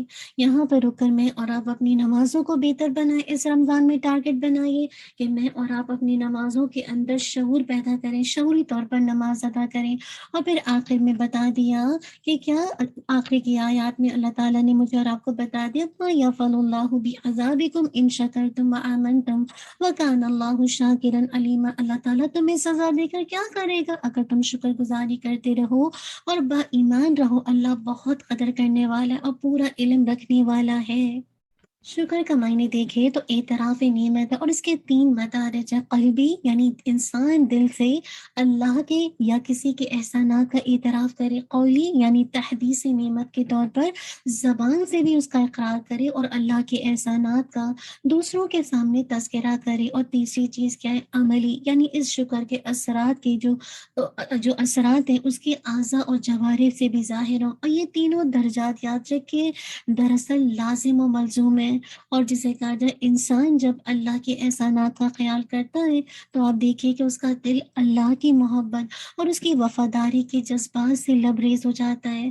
پھر کیا کرتے وہ اسی جذبات کا اثر خود اکیلے میں بھی محسوس کرتا ہے، اور دوسروں کے سامنے بھی ان اللہ تعالیٰ کے احسانات کا یا جس نے اس پر احسان کیا اس کا تذکرہ کرتا ہے، اور اس سے دل میں خوشی محسوس ہوتی ہے نا۔ پھر اسی محبت اور اخلاص کا اس کی فکر پر یہ اثر ہوتا ہے کہ اللہ کے لیے جتنے زیادہ اللہ تعالیٰ نے مجھ پر اتنے احسانات کیے، پھر وہ اتنا ہی زیادہ اللہ تعالیٰ کا مطیع فرما بردار اور عبادت گزار بننا چاہتا ہے۔ اور آپ دیکھیے اس کی واضح مثال ہے کہ اللہ کے نبی صلی اللہ علیہ وسلم اپنی آخری زندگی میں رات کو اتنا قیام کرتے تھے کہ آپ کے پاؤں میں ورم آ جاتا تھا۔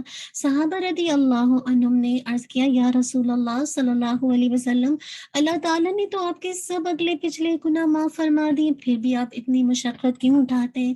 آپ صلی اللہ علیہ وسلم نے جواب دیا تو کیا میں اللہ کا شکر گزار بندہ نہ بنوں؟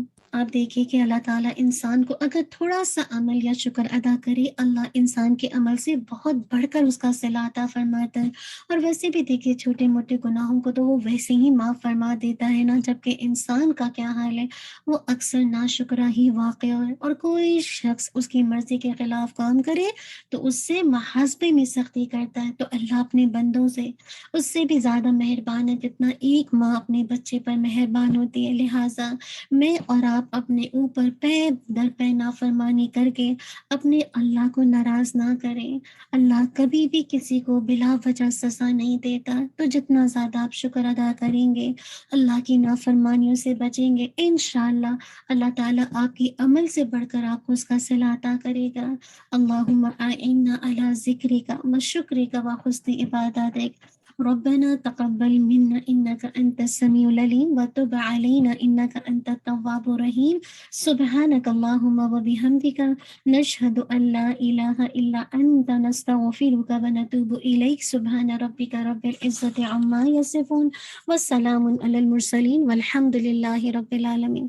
جزاک اللہ خیر، بارک اللہ فیک، السلام علیکم ورحمۃ اللہ وبرکاتہ۔ آپ سب اپنے لیے دعا کر لیجیے۔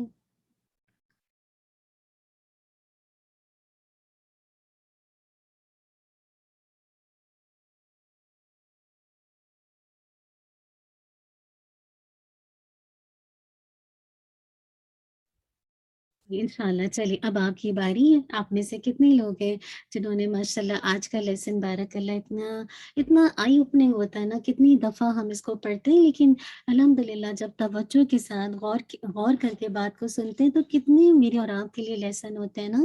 تو چلیے انشاءاللہ اب آپ کی باری ہے، اب آپ کی شیئرنگ کی ہے، تو آپ میں سے جو بھی لوگ اپنی کچھ بھی ویوز دینا چاہتے ہیں تو اپنے ہینڈ ریز کر دیجیے، میں آپ کو انمیوٹ کر دیتی ہوں۔ جی انشاءاللہ سسٹر فہمیدہ پلیز آپ لے لیجیے۔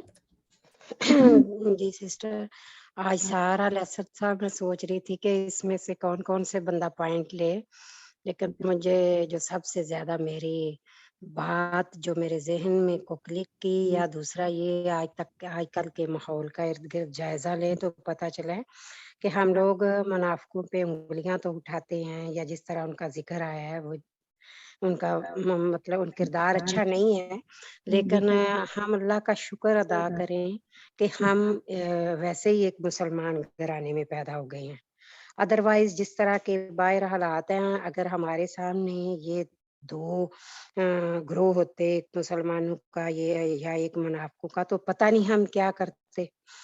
تو مجھے یہی بات اچھی لگی کہ اس بات پہ بھی اللہ کا شکر ادا کرنا چاہیے۔ دوسرا یہ شکر کی بات ہے تو یہ شکر جو ہے یہ نعمتوں کو بھی بڑھاتا ہے، اللہ تعالیٰ اس سے خوش ہوتا ہے اور اس سے دعائیں قبول ہوتی ہیں جب ہم اپنی دعا میں اللہ تعالیٰ کا شکر ادا کریں۔ میں تو جب یہ دعا مانگتی ہوں تو اللہ کی حمد و ثنا کے بعد وہ جو دعا ہے نا، اللہم ما اصبح بی من نعمت و باحد من خلقک، میں اس کو پھر مانگ کے تو درود شریف پڑھ کے تو پھر دعا مانگتی ہوں۔ مجھے اچھا لگتا ہے کہ اس سے اللہ تعالیٰ کی رحمت خداوندی جوش میں آ جاتی ہے۔ تو ہمیں ہر حال میں ویسے تو شکر ادا کرنا چاہیے۔ الحمدللہ علی کل حال، شکر ہے ذات کا ہمیں مسلمان گھرانوں میں پیدا کیا اور تھوڑی سی سوجھ بوجھ دی کہ ہم آج اس مقام پہ آ گئے ہیں کہ اپنا غلط اور صحیح جو ہے وہ اندازہ لگا لے سکتے ہیں کہ کیا چیز غلط ہے اور کس سے ہمیں رکنا ہے اور کیا کرنا ہے۔ جی الحمدللہ، بارک اللہ، ماشاء اللہ سسٹر فہمیدہ بہت اچھا۔ یعنی شکر گزاری وہی آپ کہہ رہی نا کہ آپ درود پڑھتی ہیں کرتی ہیں، وہ اس وقت الحمدللہ کرتے جب انسان کو واقعی شکر گزاری کا میننگ سمجھ آتا ہے اور اس کو پتہ ہے کہ صحیح طریقہ کیا ہے شکر گزاری کا نا، تو پھر آپ دیکھیے کہ نہ صرف یہ دعائیں، کئی دعائیں شکر سے ریلیٹڈ پھر آپ کی زبان پر آ جاتی ہیں نا۔ تو بس اللہ تعالیٰ واقعی مجھے اور آپ کو نعمتوں کو دیکھ کر اندر کی بصیرت کی نگاہ سے دیکھ کر دل کی گہرائی سے شکر ادا کرنے والا بنائے۔ اور واقعی شکر تو یہی ہے نا کہ آپ جو بھی نعمت ملی ہے، اگر کان ہے یا آنکھ ہے یا زبان ہے، تو اس کا صحیح استعمال کریں گے تو تب جب جا کے اس کی صحیح شکر گزاری ہوگی نا۔ تو بس اللہ تعالیٰ مجھے اور آپ کو شکر گزار بنائے۔ سسٹر وحیدہ پلیز آپ لے لیجیے۔ السلام علیکم۔ وعلیکم السلام ورحمۃ اللہ وبرکاتہ۔ الحمدللہ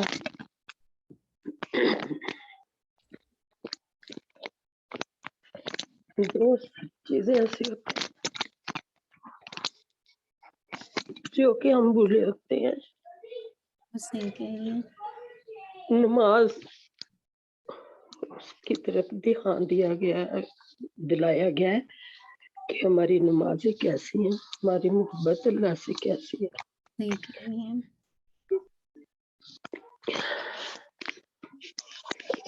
اللہ تعالیٰ ہماری نمازوں کو قبول کرے، صحیح طرح پڑھنے کی توفیق دے، اپنی محبت والی نمازیں، اپنے شکر کرنے والی نمازیں، اپنے احسان جو اللہ تعالیٰ نے ہم پہ کیے ہیں وہ نمازیں پڑھنے کی توفیق دے. ہماری نمازوں میں اس طرح خشوع و خضوع ہے جس طرح اللہ تعالیٰ نے ہم پہ رحم کیا ہوا ہے. بہت ساری چیزیں اب قرآن جب یہ مفہومات بتاتی ہیں تو واقعی سارا دل ہل جاتا ہے کہ یہی کنفیوز تھے کہ جیسے بتایا کہ منافقین کی سازشوں کی وجہ سے کئی کنفیوز ہوتے ہیں کہ کون سا اسلام، کون سا فرقہ اچھا ہے، کون سا بہتر ہے، کون سا نہیں. پہلے تو ساری زندگی آدھی اسی میں گزر گئی کہ وہابی اچھے ہیں کہ سنی اچھے ہیں کہ وہ فرقہ اچھا ہے کہ وہ فرقہ اچھا ہے. تو یہ کنفیوژن اللہ تعالیٰ نے اس سے دور کیا. اللہ کا کروڑوں دفعہ شکر. یہ بھی شکر میں بہت زیادہ آتا ہے. اللہ کا احسان ہے کہ اللہ تعالیٰ نے اس میں عدل و انصاف کا اتنا زیادہ زور دیا ہے. دوسرا صلح اور رضامندی کہ اگر کسی کی ہو جائے دو فریق میں لڑائی تو وہ کس طرح صلح کرانی. اس میں اگر انسان کو کسی کے ساتھ زیادتی کی ہو تو اسے کیسے سمجھایا جائے. دیکھیں قرآن میں ہر چیز کھول کے بتا دی گئی ہے. دیکھیں کوئی ایسی چیز ہے زندگی گزارنے والی جو اس میں نہیں ہے. ہر اس بات پہ قرآن پاک میں کما گیا ہے کہ یہ صحیح ہے اور یہ غلط ہے.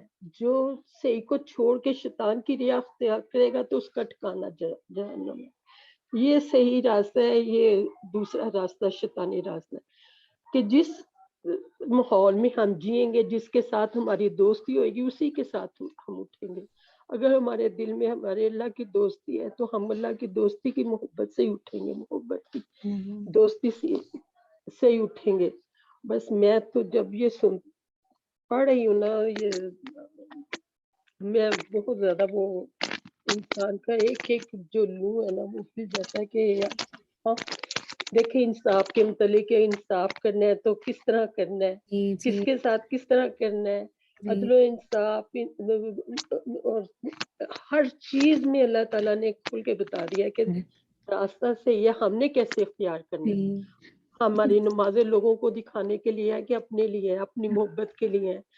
یہ آخر والا تو بس میرے سے برداشت نہیں ہوا کہ اللہ ہماری نمازوں کو قبول کر لے. ایسی نمازیں پڑھائے جو اللہ تعالیٰ آپ کو پسند آ جائے ہماری نماز. جزاک اللہ خیر. سب سے وحیدہ آئی نو کہ یہ قرآن ایسے خوبصورت آیات اتنی جب آپ غور سے سنتے ہیں تو آپ کو ایسا اپنی اندر ایک ہلچل مچ جاتی ہے اور اپنی فکر لگ جاتی ہے. کیونکہ ہم جو بھی اعمال کر لیں ہر وقت ایسی شرمندگی بے بندگی کی کیفیت ہے کہ مطمئن نہیں ہوتا دل نا. تو وہی بات ہے کہ ہم اپنی کوشش کرتے رہیں اور اپنی خطاؤں پر روتے رہیں اور اللہ سے مزید توفیق مانگتے رہیں. بارک اللہ فیک. اللہ تعالیٰ ہم سب کو توفیق دے دے. سسٹر مریم پلیز آپ لے لیجیے. السلام علیکم ورحمۃ اللہ وبرکاتہ. وعلیکم السلام ورحمۃ اللہ وبرکاتہ. جز 1 سے ڈے 1 سے جو یہ بات آئی نا، شروع میں 3 گروہوں کا ذکر ہوا، منافق اور کافر. تو کافر تو خیر نظر آتا ہے سامنے جو بھی ہے ان کا جو، لیکن منافق کو لے کے اتنی زیادہ مجھے یہ ہو رہی تھی بات کہ عام طور پہ ہم جب بھی اللہ تعالیٰ ذکر کرتے منافق تو ہمارے ذہن میں فوراً ایک بات آتی، اچھا فلاں شخص وہ بھی تو خیانت کرتا، فلاں شخص جھوٹ بولتا، لا یا شرب یا اس طرح کی باتیں. تو ہم بجائے اس کے مجھے لگ رہا تھا کہ میں ایک ایک کر کے نوٹ کرتی جاؤں جو منافقین کی جو اللہ تعالیٰ نے بتائی ہے کہ ان کی یہ خصوصیات ہے وہ ایک ایک کر کے جز 1 سے نوٹ کرتی جاؤں. تو پھر اپنے اوپر غور کرنے کی ضرورت ہے کہ اللہ نہ کرے الحمدللہ ہم مومن ہیں، ہم جانتے ہیں، کلمہ پڑھتے ہیں، لیکن پھر بھی کچھ خصوصیات اللہ نہ کرے ہمارے اندر تو نہیں آ گئی ہے وہ چیزیں جو مومن ہے، تو بجائے اس کے کہ ہمیں دوسرے کو دیکھیں، دوسروں کو جج کریں کہ فلاں شخص جھوٹ بولتا ہے، فلاں شخص کی نماز میں سستی ہے، یا اکثر ہم جج کرتے ہیں، ہم لوگ جج کرنے میں ماہر ہو گئے، لیکن یہ حالانکہ یہ ہمارے لیے اللہ تعالیٰ نے بتایا کہ ہم اپنے اندر دیکھیں کہ ہمارے اندر یہ چیز تو نہیں آ رہی ہے. تو مجھے یہ چیز بہت ہی لگا کہ واقعی میں، اور جب ہم ایک ایک کر کے جوز 30 تک جائیں گے تو پتہ نہیں کتنی ساری منافقت کی جو خوبیاں ہیں وہ مطلب کچھ نہ کچھ ہوتی ہے. کبھی ہم صحیح بات نہیں کر پاتے، بات کو ٹیڑھا کر کے بول دیتے ہیں، جھوٹ کبھی بول دیا، یا کبھی بہت ساری چیزیں ہیں جو آتی. تو اللہ تعالیٰ ہمیں اپنے اندر اس چیز کو ختم کرنے کی بجائے اس کے دوسرے کو دیکھیں. بارک اللہ، بہت اچھی بات مریم، بارک اللہ فیک. آپ یہ دیکھیں کہ یہ قرآن آپ کو آئینہ دکھاتا ہے نا، اور ہم اس آئینے میں آئینہ جو ہے جب آپ دیکھتے ہیں تو آپ کو اپنی شکل نظر آتی ہے. کیوں نظر آتی ہے اس آئینے میں؟ کیونکہ آپ کو اپنے اندر کا جسے کہا جائے پتہ چلتا ہے کہ آپ کیا ہیں نا. یعنی ظاہری شکل و صورت کی تو ہمیں سے ہر ایک کو فکر ہوتی ہے نا کہ چہرے پہ کوئی ایسی نشان نہیں ہو، اچھا لگے. لیکن وہی بات ہے کہ جس کی بصیرت کی نگاہ کھلی ہوتی ہے نا تو پھر اس کو فکر لگتی ہے کہ یہ کہیں صفات میرے اپنے اندر تو نہیں ہے. بظاہر ہمیں لگتا ہے کہ نہیں ہے، لیکن بعض اوقات لگتا ہے کہ نہیں، یہ تو میں ایسا کرتی ہوں. تو اس ایسے موقع پر یہ بہت فروٹفل آئیڈیا ہوتا ہے کہ ہم ان کی لسٹ بنائیں نا. جیسے پہلے پارے میں میں نے کچھ ان کی کوالٹیز کا ذکر کر کے آپ کو صرف پوائنٹس میں دیے تھے نا. تو اگر آپ انشاءاللہ اس کو لکھیں، اس کے ساتھ کام کریں، تو انشاءاللہ آپ خود دیکھیں گے کہ آپ کو اس کا الحمدللہ سمجھ آئے گا. پھر یہ کہ انشاءاللہ سسٹر نادیہ سے ریکویسٹ کروں گی وہ جو ہم نے منافق کا ایک چارٹ بنایا تھا ان کی کوالٹیز وہ نا گروپ میں شیئر کر دیں، تو وہ بہنیں انشاءاللہ اس سے بہت فائدہ لیں گی، کیونکہ ان کو وہ کوالٹیز ان کو ایک پوائنٹس میں مل جائیں گی، اور الحمدللہ میرے لیے بھی اور آپ کے لیے بھی ریمائنڈر ہو جائے گا. ٹھیک ہے، جزاک اللہ خیر. سسٹر منیرہ پلیز آپ لے لیجیے. السلام علیکم ورحمۃ اللہ وبرکاتہ. سسٹر السلام فاطمہ، ورحمۃ اللہ کیا وبرکاتہ. حال ہیں آپ کے؟ الحمدللہ رب العالمین. جی، یہ جس طرح سسٹر مریم نے کہا، ڈے 1 سے لے کے آج تک جتنے بھی پارے ہم نے سنے ہیں اس میں بھی منافقت ہے، خیانت ہے، دھوکہ بازی ہے، چوری ہے، چغلی ہے، سب کچھ ہے. اگر ہم دیکھیں نا تو یہ ہمیں اپنے معاشرے میں رہتے ہوئے یا اپنے گھر میں، زیادہ تر تو میں بولوں گی کہ اپنے گھر میں ہم دیکھیں کہ ہماری ایک فیملی سسٹم جو ہے اس میں ہم خود بذات خود کسی اور کی بات نہیں کر رہی، ہسبینڈ یا بچے یا کوئی اور یا سسرال والے جو کچھ بھی جن کے ساتھ رہتے ہیں ہم، ان کو بھی مطلب آپ کو دیکھنے کی ضرورت نہیں، صرف آپ اپنے اوپر توجہ دیں. اور دیکھا جائے تو ہمارے میں ابھی بھی کہیں نہ کہیں کسی نہ کسی طریقے سے ہر برائی موجود ہے. ہم لوگ بے شک جانے یا نہ جانے میں کر جاتے ہیں، اور ہمیں بعد میں ایٹ لیسٹ اب ہم نے اتنا پڑھنے کے بعد، الہدا کے ساتھ جڑنے کے بعد ہمیں یہ احساس ہوتا ہے کہ ہمارا ضمیر ملامت کرتا ہے کم از کم، جو کہ بہت بڑی بات ہے. جی بالکل، یہی تو ہے کہ اسی ضمیر پر تو کام کرنا اور ہے. اسی پر ہمیں کام کرنا ہے. جی بے شک الحمدللہ. ہمیں باہر جانے کی ضرورت نہیں، ہمیں منافق دوسروں کو نہیں کہنے کی ضرورت، ہم میں خود منافقت ہے. الحمدللہ. اللہ کسی تعالیٰ وقت 2 بچوں میں لڑائی ہو جاتی ہے، کسی وقت جھوٹ بولنا پڑتا ہے مصلحت کے طور پہ، بچوں کو مطلب لڑائی جھگڑا ختم کرنے کے لیے کچھ نہ کچھ کہہ دیتے ہیں الٹا سیدھا.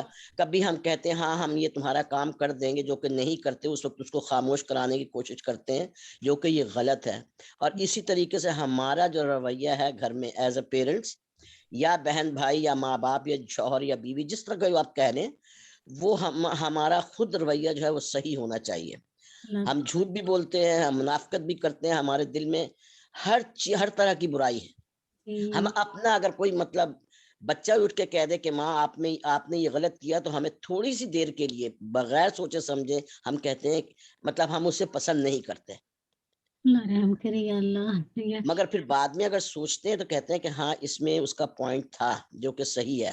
اور اس میں یہی ہوتا ہے کہ اگر آپ کو اپنی غلطی نظر آ جائے تو آپ کا بے شک بچہ چھوٹا ہو آپ سے یا دوسرے بچوں سے بڑا ہو یا چھوٹا، سب کے سامنے آپ کو اپنا معافی مانگنا لازمی ہے.